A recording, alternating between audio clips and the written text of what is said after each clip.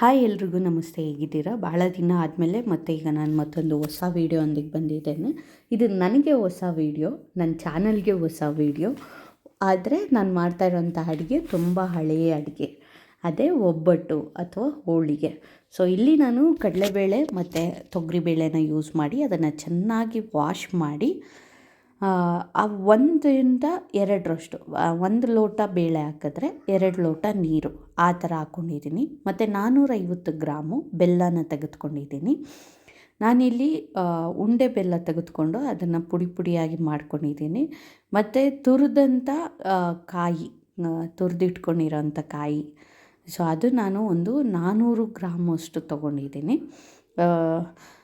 ಬೆಲ್ಲ 450, ಅರ್ಧ K G ಬೇಳೆ, ಇದನ್ನು ಇಟ್ಕೊಂಡು ಬೇಳೆನ ಕೂಗಕ್ಕಿಟ್ಟಿದ್ದೇನೆ. ನಂತರ ಅರ್ಧ ಕೆ ಜಿ ಮೈದಾ ಹಿಟ್ಟನ್ನು ಒಂದು ಗ್ಲಾಸ್ ಬೌಲ್ಗೆ ಹಾಕ್ಕೊಂಡು ಅದಕ್ಕೆ ಉಪ್ಪು, ಅರಿಶಿನ ಹಾಕ್ಕೊಂಡು ಅದನ್ನು ಚೆನ್ನಾಗಿ ಮಿಕ್ಸ್ ಮಾಡ್ಕೊತಾ ಇದ್ದೀನಿ. ಅರಿಶಿನ ತುಂಬ ಒಳ್ಳೆಯದು. ಸೊ ಅರಿಶಿನ ನಿಮ್ಗೆ ಯಾವ ಮಟ್ಟಕ್ಕೆ ಬೇಕೋ ಆ ಮಟ್ಟಕ್ಕೆ ನೋಡಿ ನೀವು ಹಾಕ್ಕೊಳ್ಳಿ. ಸೊ ನಾನಿಲ್ಲಿ ಅದು ಕಲ್ಲರಿಗೆ ತಕ್ಕಂತೆ ಹಾಕ್ಕೊಂಡಿದ್ದೀನಿ. ಸ್ವಲ್ಪ ಉಪ್ಪನ್ನು ರುಚಿಗೆ ಎಷ್ಟು ಬೇಕೋ ಅಷ್ಟು ಹಾಕ್ಕೊಂಡಿದ್ದೀನಿ. ಇಲ್ಲಿ ತೋರಿಸಿದಷ್ಟು ಉಪ್ಪು ನಾನು ಹಾಕಿಲ್ಲ. ನಂತರ ಅದನ್ನು ನಾನು ನೀಟಾಗಿ ಮಿಕ್ಸ್ ಮಾಡ್ಕೊಂಡಾದಮೇಲೆ ಚೆನ್ನಾಗಿ ನೀರು ಹಾಕಿ ಅದನ್ನು ಕಲಸಿಟ್ಕೊಳ್ತಾ ಇದ್ದೀನಿ. ನೀರು ಹಾಕಿದ್ಮೇಲೆ ಸ್ವಲ್ಪ ಎಣ್ಣೆ ಅದ್ರ ಮೇಲೆ ನಾವು ಬಿಡಬೇಕಾಗತ್ತೆ.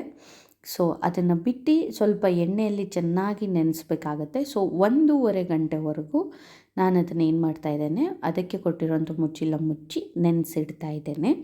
ಸೊ ಅದನ್ನು 1 ಅವರ್ ಸೈಡ್ಗೆ ಇಟ್ಮೇಲೆ ಇಲ್ಲಿ ಈಗ ಬೇಳೆ ಬೆಂದಿರೋದನ್ನು ನೀವು ನೋಡ್ಬೋದು. ನಾನು ಬಹಳ ಅದನ್ನೇನು ಕುದಿಸ್ಕೊಂಡಿಲ್ಲ, ಆದರೂ ನೀರು ಭಾಳ ಹಾಕಿರಲಿಲ್ಲ. ಆದರೂ ಇಲ್ಲಿ ಒಂಥರ ಸ್ವಲ್ಪ ನೀರು ಇಲ್ದಂಗೆ ಬೇಳೆ ಬೆಂದಿದೆ. ನಂತರ ಇಲ್ಲಿ ಬೆಲ್ಲನ ಅದಕ್ಕೆ ಹಾಕ್ಕೊಳ್ತಾ ಇದ್ದೀನಿ. ಅದ್ರ ಜೊತೆಗೆ ಕಾಯನ್ನು ಹಾಕ್ಕೊಳ್ತಾ ಇದ್ದೀನಿ, ಮಿಕ್ಸ್ ಮಾಡ್ಕೊಳ್ತಾ ಇದ್ದೀನಿ. ಆ್ಯಕ್ಚುಲಿ ನಂದು ಇಲ್ಲಿ ಏನಾಗಿತ್ತು ಅಂದರೆ ಸ್ವಲ್ಪ ಬೆಲ್ಲ ನೀರನ್ನು ಬಿಟ್ಟು ತುಂಬ ಪಾಯಸ ಥರ ಆಗಿತ್ತು. ಸೊ ನಾನು ಅದಕ್ಕೆ ಸ್ವಲ್ಪ ಕಡಲೆ ಪುಡಿನ ಆ್ಯಡ್ ಮಾಡ್ಕೊಂಡಿದ್ದೀನಿ. ಅದು ವೀಡಿಯೋದಲ್ಲಿ ಬಂದಿಲ್ಲ. ಸೊ ನೀವು ಯಾರಾದರೂ ಟ್ರೈ ಮಾಡುವಾಗ ಸ್ವಲ್ಪ ಅದು ನೀರು ಆ ಥರ ಏನಾದರೂ ಅನ್ನಿಸ್ತಂದರೆ ನೀವು ಸಹ ಪುಟಾಣಿ ಅಥವಾ ಕಡಲೆ ಅದನ್ನು ಚೆನ್ನಾಗಿ ರುಬ್ಬಿಕೊಂಡು ಇದ್ರ ಜೊತೆ ಮಿಕ್ಸ್ ಮಾಡ್ಕೊಬೋದು. ಇಲ್ಲಿ ನೀವು ನೋಡ್ಬೋದು, ನಾನು ಮಿಕ್ಸ್ ಮಾಡಿದ್ಮೇಲೆ ಅದು ಈ ರೀತಿಯಾಗಿದೆ.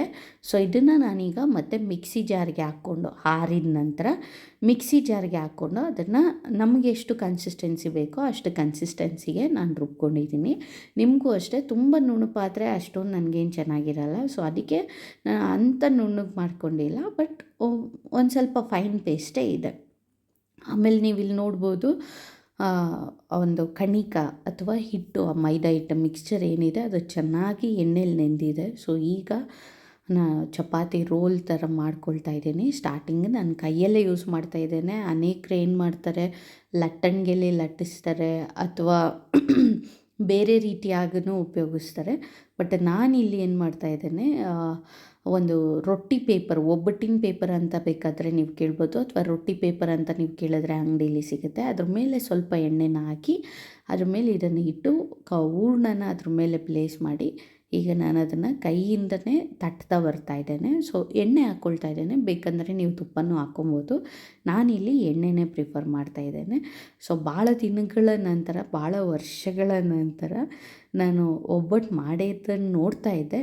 ಯೂಶ್ವಲಿ ನಮ್ಮ ಅತ್ತೆ ತುಂಬ ಚೆನ್ನಾಗಿ ಒಬ್ಬಟ್ಟು ಮಾಡ್ತಾರೆ. ಸೊ ಅವರೇ ಮಾಡಿಕೊಡ್ತಾಯಿದ್ರು. ಸೊ ಮನೇಲಿ ಇವತ್ತು ಫ್ರೀ ಆಗಿದ್ದರಿಂದ ನಾನೇ ಫಸ್ಟ್ ಟೈಮ್ ಟ್ರೈ ಮಾಡಿದ್ದು. ಸೊ ಒಬ್ಬಟ್ಟು ತುಂಬ ಚೆನ್ನಾಗಿ ಬಂದಿದೆ ಮತ್ತು ತಟ್ಟೋದಷ್ಟೇ ತುಂಬ ಈಸಿ ಅನ್ನಿಸ್ತು ನನಗೆ. ಸ್ವಲ್ಪ ಅದು ನೀರು ಆಗಿದ್ದರಿಂದ ಸ್ವಲ್ಪ ಟೈಮ್ ತೊಗೊಂತು. ಅದು ಬಿಟ್ಟರೆ ಇಲ್ಲಾಂದರೆ ಇದು ಸಹ ಬೇಗ ಮಾಡೋವಂಥ ಒಂದು ಅಡುಗೆ ಲಿಸ್ಟಿಗೆ ನಾವು ಹಾಕ್ಕೊಬೋದು. ತುಂಬ ಚೆನ್ನಾಗಿ ತೊಟ್ಲಿಕ್ಕೂ ಅಷ್ಟೇ ಯಾವುದೇ ರೀತಿಯಾದಂಥ ಇದಾಗಲಿಲ್ಲ. ಮತ್ತು ಇಲ್ಲಿ ಸ್ವಲ್ಪ ನೀವು ನೋಡ್ಬೋದು, ಬೇಳೆ ಇದೆಲ್ಲ ಬಾಯಿಗೆ ಸಿಗೋ ರೀತಿಯೇ ಇತ್ತು.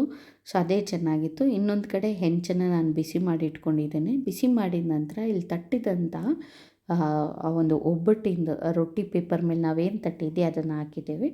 ಇಲ್ಲಿ ನೀವು ನೋಡ್ಬೋದು, ಹಾಕಿದ ತಕ್ಷಣ ಎತ್ತಕ್ಕೆ ಹೋಗಬೇಡಿ, ಸ್ವಲ್ಪ ವೆಯ್ಟ್ ಮಾಡಿ. ಯಾಕಂದರೆ ಅದಾಗದೇ ಬಿಡಬೇಕು. ಸೊ ನಿಮಗೆ ಸುತ್ತಮುತ್ತ ಮಾರ್ಕ್ ಅನ್ನಿಸ್ಬೋದು, ಆದ್ರೂ ಅದಾಗದೇ ಪೇಪರ್ ಬಿಡುತ್ತೆ. ಅಲ್ಲಿವರೆಗೂ ನೀವು ವೆಯ್ಟ್ ಮಾಡಿದ್ರೆ ನಿಮ್ಗೆ ಒಳ್ಳೆಯದು. ಪೇಪರ್ ಏನೂ ಸುಟ್ಟೋಗೋದಿಲ್ಲ. ನೀವಿಲ್ಲಿ ನೋಡ್ಬೋದು ಒಬ್ಬಟ್ಟು ಎಷ್ಟು ಚೆನ್ನಾಗಿ ಬಂದಿದೆ ಅಂತ. ರುಚಿನೂ ತುಂಬ ಚೆನ್ನಾಗಿತ್ತು. ನಾನು ಸ್ವಲ್ಪ ಕಡಿಮೆ ಬೆಲ್ಲನ ಹಾಕ್ಕೊಂಡಿದ್ದೆ.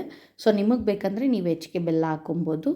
ಮತ್ತು ಇಲ್ಲಿ ಸ್ವಲ್ಪ ಕಣಿ ಜಾಸ್ತಿ ಆಗೋ ರೀತಿ ನಾನು ತಟ್ಟಿಬಿಟ್ಟಿದ್ದೆ. ಸೊ ನೀವು ನೋಡಿ ನಿಮಗೆ ಹೂರ್ಣ ಬೇಕಂದರೆ ಹೆಚ್ಚಾಗಿ, ಮತ್ತು ಇನ್ನೂ ಸ್ವಲ್ಪ ಸಿಹಿಗೆ ಬೇಕಂದರೆ ನೀವು ಇನ್ನೊಂದು ಸ್ವಲ್ಪ ಬೆಲ್ಲ ಹಾಕ್ಕೊಬೋದು. ಸೊ ಅಂತೂ ಇಂತೂ ಒಬ್ಬಟ್ಟು ರೆಡಿ ಆಯಿತು. ಸೊ ಇದನ್ನು ನಾವೀಗ ತಟ್ಟೆಯಲ್ಲಿ ಪ್ಲೇಟ್ಗೆ ಹಾಕಿ ತುಪ್ಪದ ಜೊತೆ ಇಲ್ಲಾಂದರೆ ಕಾಯಿ ಹಾಲು ಜೊತೆ ನೀವು ಸರ್ವ್ ಮಾಡ್ಬೋದು. ಸೊ ಫಸ್ಟ್ ಟೈಮ್ ಒಬ್ಬಟ್ಟು ಮಾಡಿದ್ದು. ಇಷ್ಟ ಆದರೆ ಲೈಕ್ ಮಾಡಿ, ಕಮೆಂಟ್ ಮಾಡಿ.